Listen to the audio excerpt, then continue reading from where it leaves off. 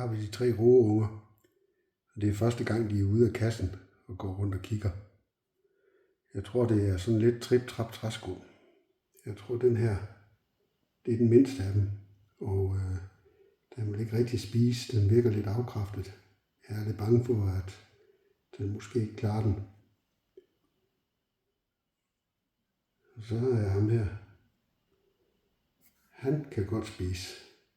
Han er ved at spise mod huset. Og han kalder på mad, sådan med jævn mellemrum. Så det bliver nok en kraftkald.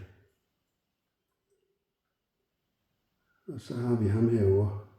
Det er nok den største af dem. Det var den, der sad ude på parkeringspladsen og skuttede sig forleden.